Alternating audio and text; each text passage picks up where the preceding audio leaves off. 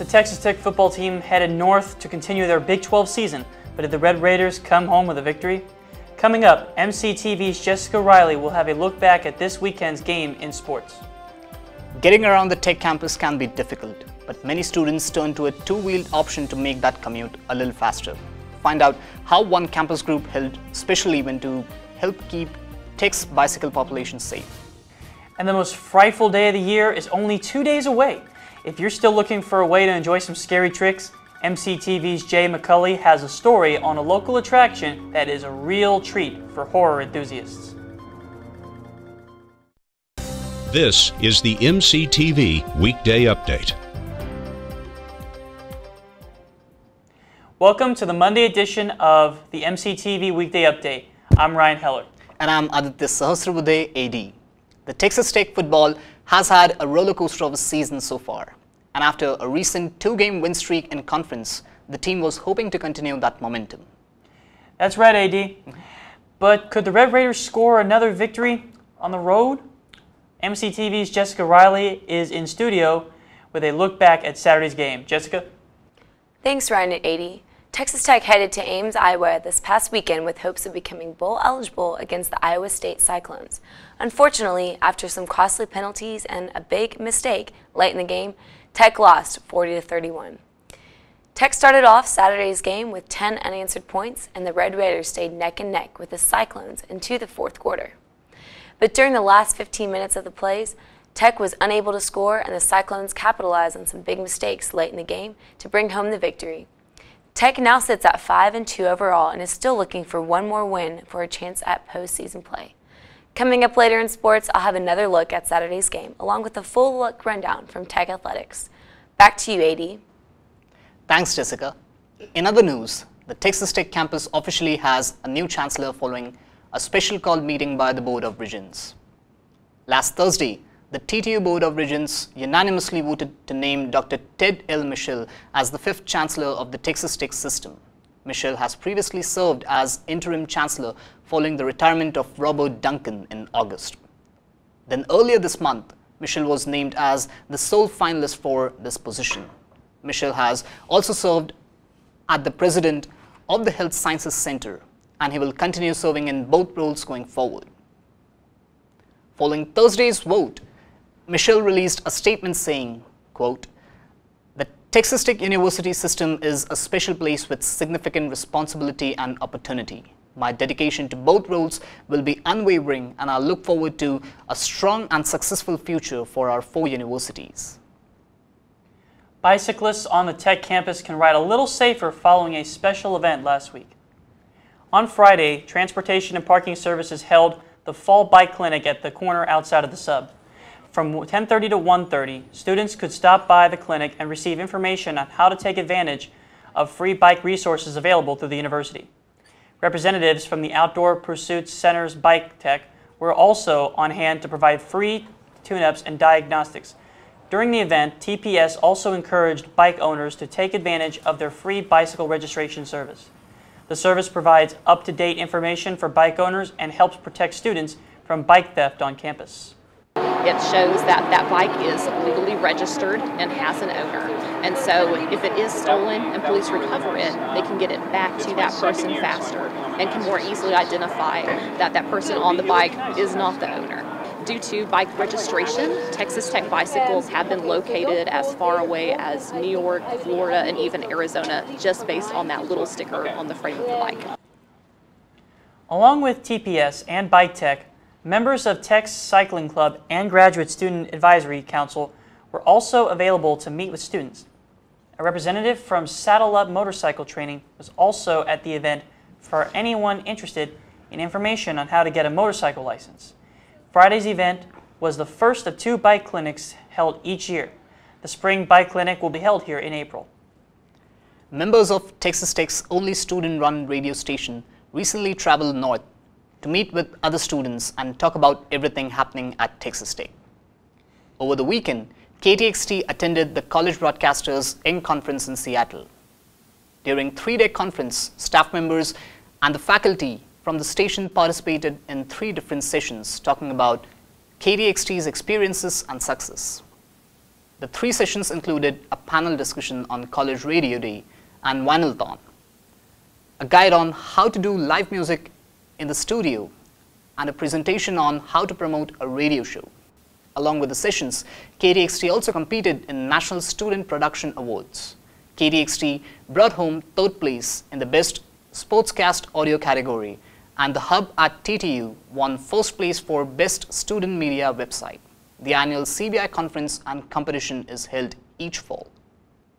A current hot topic being discussed across the country is also the focus of a special exhibit right here on campus.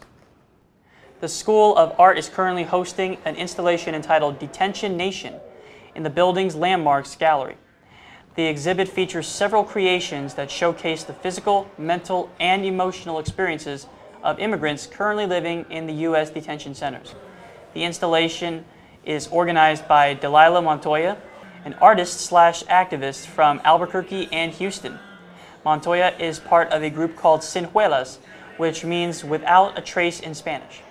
Members of the group created the artwork found in the exhibit, and the installation is currently traveling around the country. If you would like to see the exhibit in person, you can stop by the Landmark Gallery Monday through Friday from 8 a.m. to 5 p.m., Saturday from 10 a.m. to 5 p.m., and Sunday from noon to 4 p.m. The gallery is free and open to the public.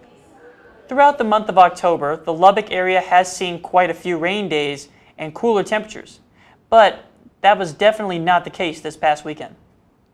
That's true, Ryan. We saw sunny skies on Saturday and Sunday, and we even saw a return of 80-degree temperatures. So will we see a return of fall conditions as we head into November?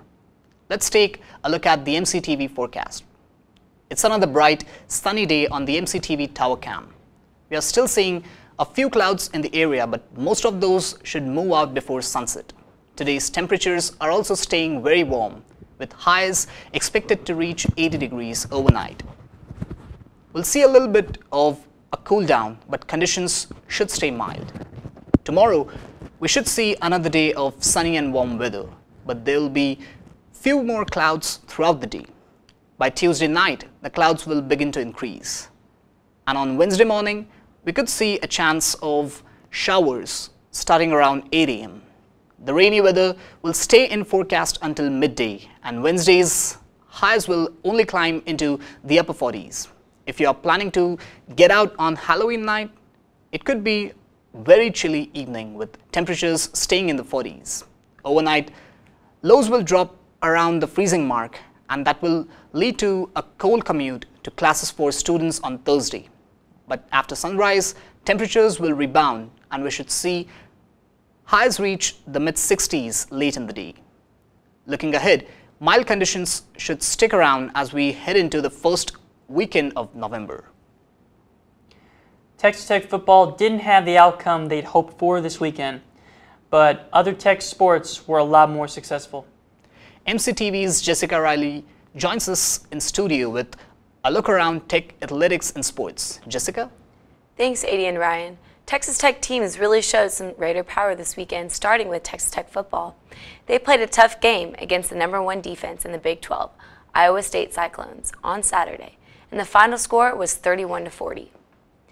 Cliff Kingsbury admits the Red Raiders' loss to Iowa State was his fault. He regrets taking a safety when they had the ball to win the game and believes he has done a poor job offensively on calling plays. The game was a close one. It was tied 31-31, but quarterback Alan Bowman fumbled the snap and failed to get back to the line of scrimmage. Iowa State linebacker Marshall Spears grabbed 2 of Bowman's interceptions and brought 1 back for a touchdown to win the game. The Red Raiders lost an opportunity to move into the top of the Big 12 standings and continues to not be ranked in the top 25 list. The team is hoping to change that this weekend as they take on the #7 ranked Oklahoma Sooners at Jones AT&T Stadium. This weekend's game is a blackout game, and fans are encouraged to wear black to support the team. Kickoff on Saturday is scheduled for 7 p.m., and the game will be broadcasted nationally on ABC. Taking a look at some other Tech news, men's tennis completed in the SoCal Intercollegiates in Los Angeles, California over the weekend.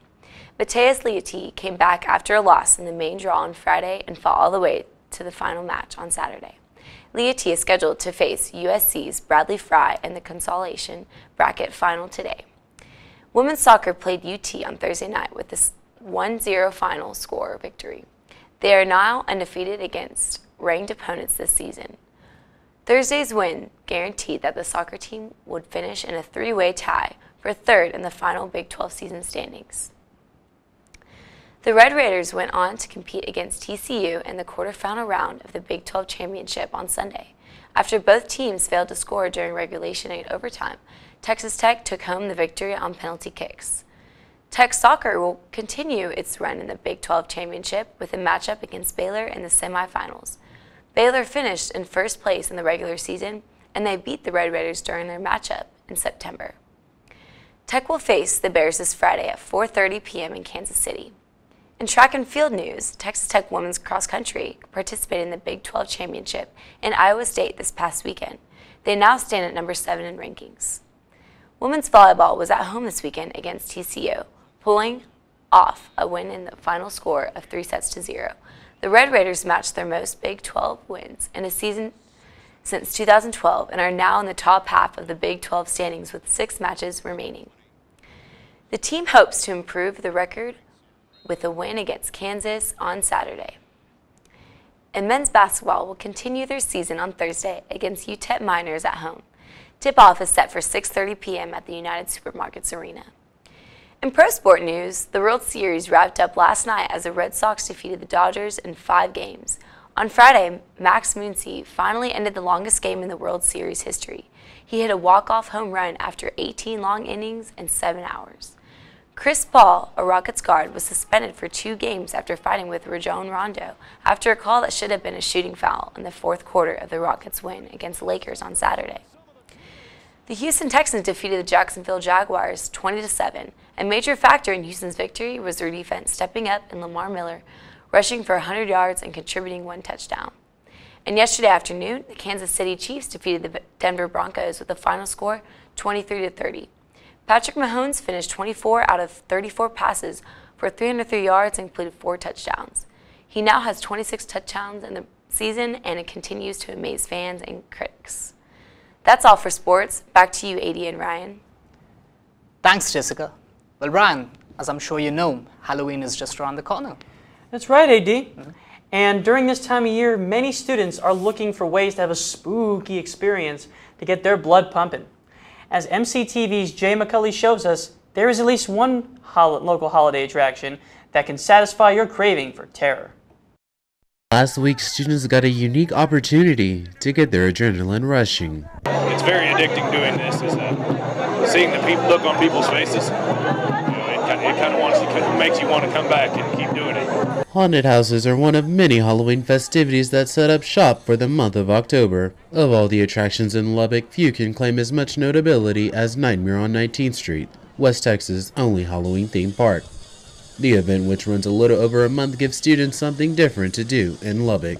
There just wasn't much to do in Lubbock.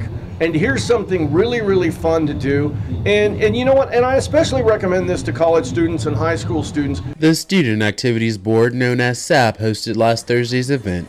They offered free tickets to the first 300 students with a college ID. You know, we're like broke, so we obviously decided to come for free for their BFF day. So it's hashtag spooky season, so we're trying to get scared. Yeah, we got hashtag spooky tonight. We did. Yeah.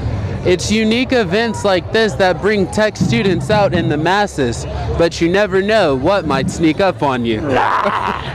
After students finished the 1.25 mile journey, some expressed their gratitude for what they had just endured. Well, I got very terrified, and I feel like the first one was definitely better than all the other ones. It was very fun, very scary. I would definitely do this again next year if they had an event like this, like first 300 students getting for free. I would recommend it to anyone too. Yeah. While others offered some criticisms. Like, instead of masks, they could do like just the makeup, you know, put more attention to detail in it. Because the masks are really scary. Because obviously it's a person wearing masks, you know that. If you do not have a chance to make last Thursday's event, you still have time to head over to Nightmare on 19th Street. The last day to go will be November 2nd. For more information on ticket prices and times, visit nightmareon19thstreet.com. For MCTV, I'm Jay McCulley. So Ryan, do you have any plans for the Halloween? I might have some. Might go trick or treating. I might have other possible plans. I'm playing it by ear. How about you? I do have some plans. I'm planning to go to Nightmare 19th Street. Ooh, sounds fun. That might check that out. That's all for today's edition of the MCTV Weekday Update. Thanks so much for joining us, and be sure to check ttuhub.net every day for more news. We'll see you on Thursday.